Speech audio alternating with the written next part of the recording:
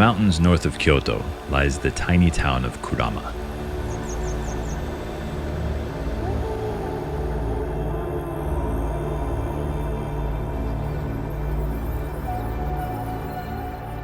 Perhaps most famous for its Buddhist temple, Kurama-dera, the area is also known for its mountain vistas and cryptomeria forests, a natural oasis just minutes from the bustling city below.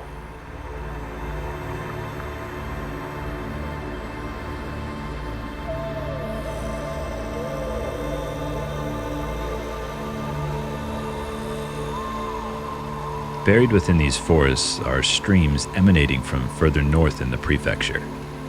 These natural waterways are lined with rather unique boulders known as Kurama-ishi. These stones are unusual in that vast iron deposits in the area produce in them a reddish hue, something not found in other locations near Kyoto, nor much anywhere else in Japan. Kurama-ishi have been harvested for centuries and utilized throughout Japan in gardens as stepping stones, water features, and stone lanterns.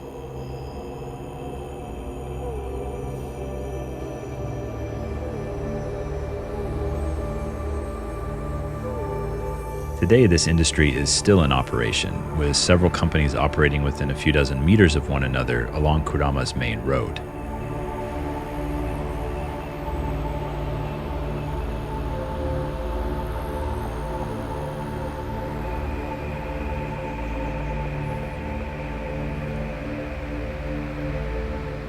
In fact, Kurama-dera Temple features a towering carved Kurama-ishi at its entrance, an homage to the industry that popularized the area centuries ago.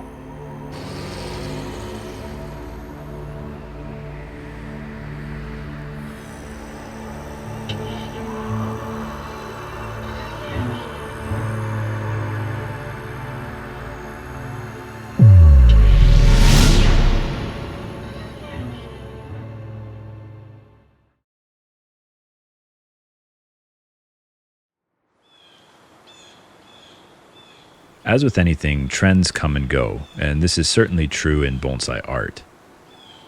Species move in and out of vogue, container preferences change, and styles grow more or less popular over the decades. One particularly potent example of this is the shift in stylistic preferences of the Japanese towards Ishitsuki or rock planting bonsai.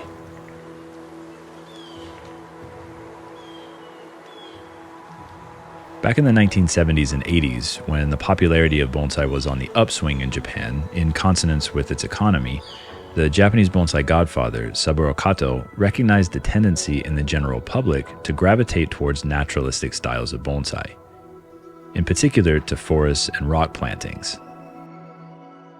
In an effort to further promote bonsai to a global audience, Master Kato began focusing his efforts on building quality examples of these styles, and eventually consolidated this information into his most well-known book, Forests, Rock Plantings, and Ezo Spruce Bonsai.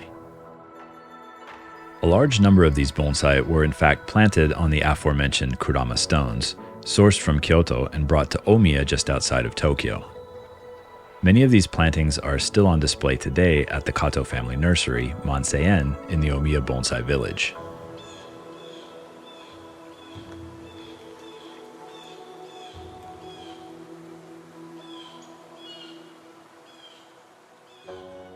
In addition to the use of flat Kurama stones, Master Kato also began utilizing larger Ibi River stones, sourced from Gifu Prefecture near Nagoya.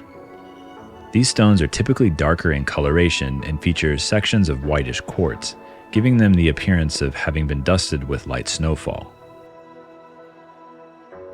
Ibigawa stones had long been utilized by local bonsai nurseries in Nagoya, such as Eisei-en Garden, for unique vertical root-over-rock bonsai featuring mostly trident maples.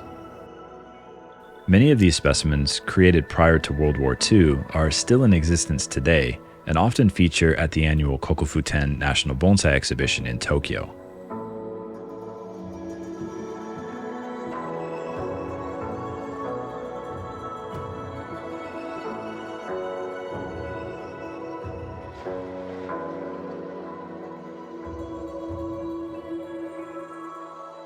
In the 1970s and 80s, as Saburo Kato began utilizing these Ibigawa stones, their popularity exploded and collectors began raiding the Ibi River and flooding the market. And as the market became saturated in the 90s, by the early 2000s, Ibigawa stones had lost much of their luster and are viewed today in Japan as rather undesirable for use in new bonsai creations. On the other hand, Kurama stones have largely maintained their popular status in the Japanese bonsai world, at least insofar as their usage as containers for bonsai. Perhaps here it's best to speak about the language of rock planting bonsai. In Japanese, the term Ishitsuki or Ishizuki can be broken into two words, ishi meaning stone, and tsuki or zuki meaning attached.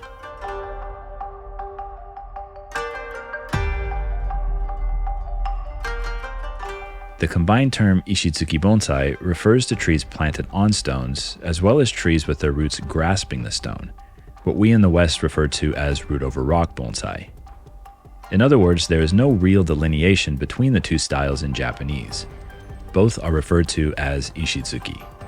However, there are some distinct stylistic preferences in Japan depending on which way the bonsai is created.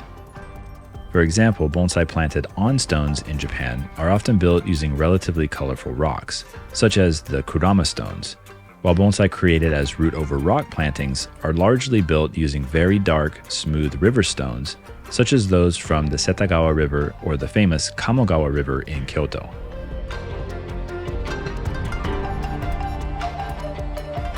In fact, quite often these stones are repurposed suiseki, as is the case with this trident maple bonsai.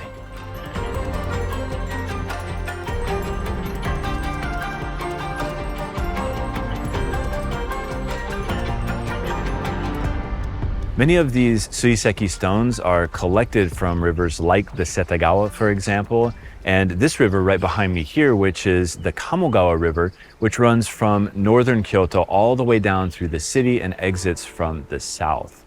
This is probably the most famous river in all of Japan when it comes to suiseki collection. A lot of the stones that come out of this river are very dark in coloration, making them perfect for both suiseki and for Ishitsuki bonsai. Problem is, nowadays, the river doesn't really have that many great stones left in it that's been raided over the centuries. So it's difficult to find something worthwhile in terms of using it for suiseki and or bonsai. But it's still fun to come down here, walk along the banks of the river, explore the area, and just enjoy the natural scenery here.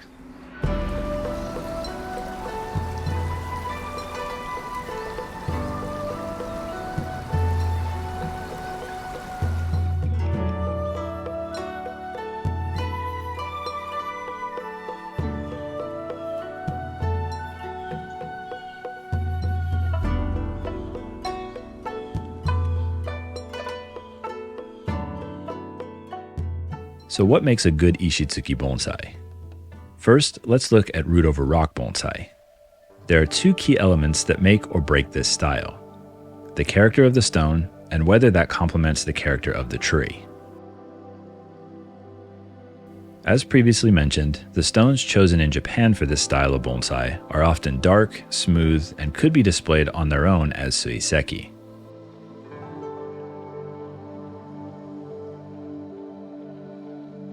So where exactly does this stem from in Japan, this usage of dark stones, for example, when it comes to Ishitsuki bonsai? Well, I think if you look at Japanese aesthetics in general, there's a tendency towards subtlety and suggestion.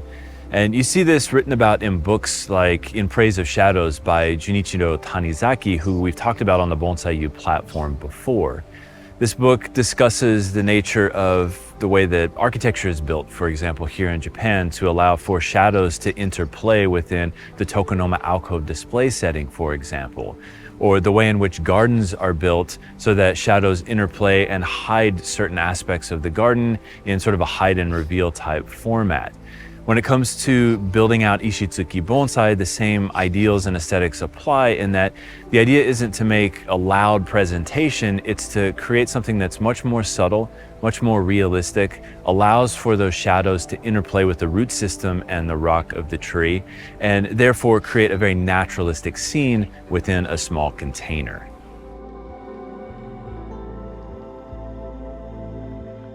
While stone selection is very important in root over rock creation, equally as important is the quality and character of the bonsai to which it is adhered. As a more naturalistic style, root over rock bonsai should possess a largely realistic aesthetic, rather than being built in a more stereotypical triangular shape. Randomized branch placement and movement, broader canopies, and foliage size selection all play important roles in building these compositions. In order to create a realistic representation of nature, the foliage must be quite small to balance proportionally with the stone.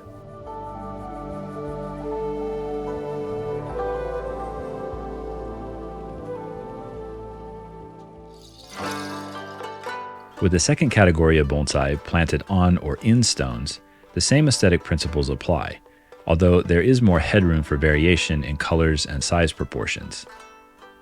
In fact, the stone should be viewed similarly to a ceramic pot, in that the width, depth, and negative space should all be considered in creating balance, asymmetry, and directionality in the composition.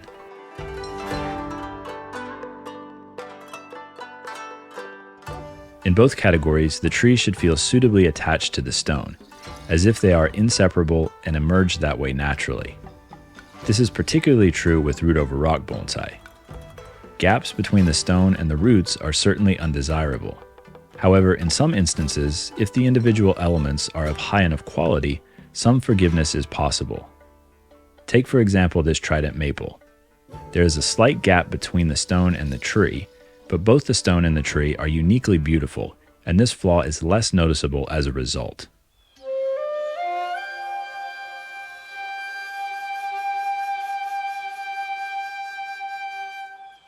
I think it goes without saying that Ishitsuki bonsai really are the truest representation of nature at large in miniature format.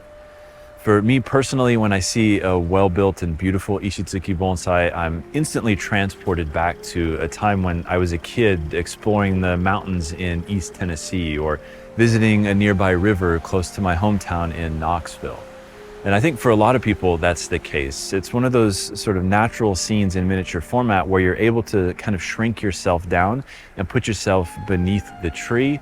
Again, sort of transporting you to a natural scene that you might have experienced in your local area.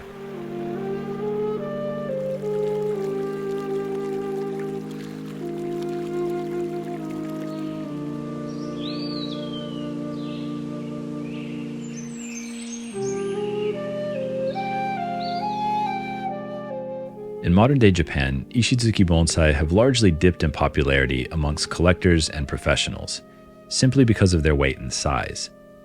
However, they remain a huge draw for the general public, much like they were in the 1970s and 80s. I think this is a testament to their ability to remind people of our closeness to nature and to draw on our collective memories of hiking through mountains or trekking through forests as children. Ishitsuki bonsai truly are the closest we can get to recreating nature in miniature.